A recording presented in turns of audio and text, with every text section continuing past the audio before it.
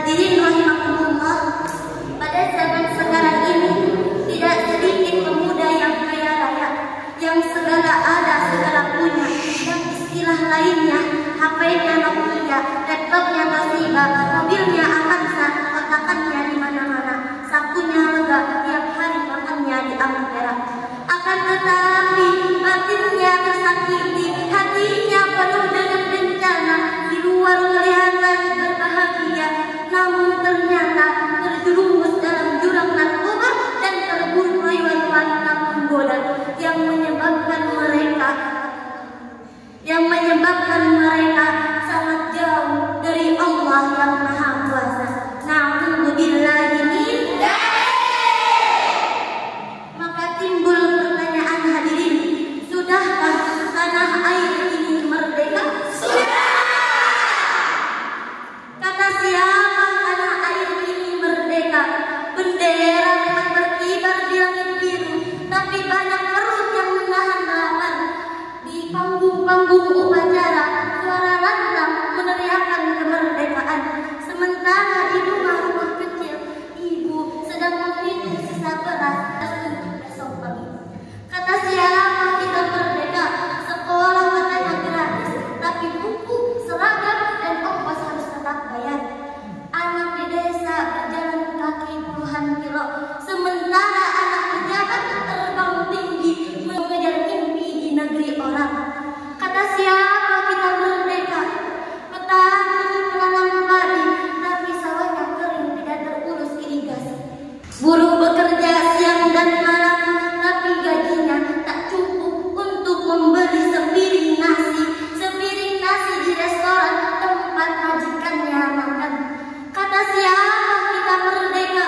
Kalau hukum hanya tajam ke bawah dan tumpul saat menatap ke atas, kalau suara rakyat dibungkam dan kebenaran dikalahkan oleh kekuasaan.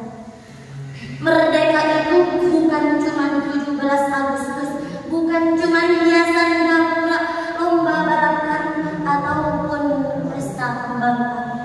Merdeka itu saat rakyat tidak takut berkata benar, saat perut kenyang tanpa harus meminjam, saat anak-anak bisa belajar tanpa butuh biaya. Kalau belum begitu, maaf, merdeka kita baru sebatas kata. Kita masih dijaga, tapi bukan oleh bangsa asing, tapi oleh tangan-tangan bangsa kita sendiri.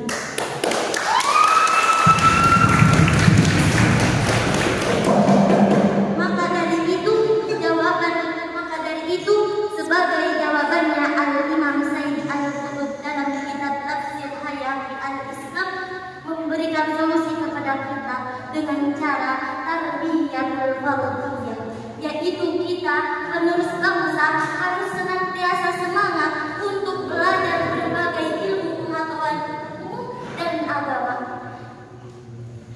Seorang ilmuwan, Albert Einstein, pernah berkata, religion without saint is blind, saint without religion is blind.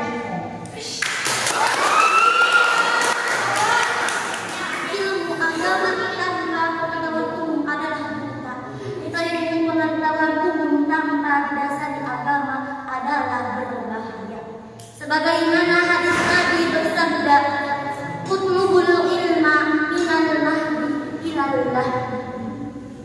Hadirin rahimakumullah, semoga kita menjadi remaja harapan bangsa yang beriman, berilmu, dan bertakwa sehingga dapat mengangkat harta martabat tanah air di zaman sekarang. Amin, amin ya Allah ya Rabbal alamin. Banyak hal yang bisa menjatuhkan, tapi satu-satunya hal yang benar-benar dapat menjatuhkan adalah sikap Islam.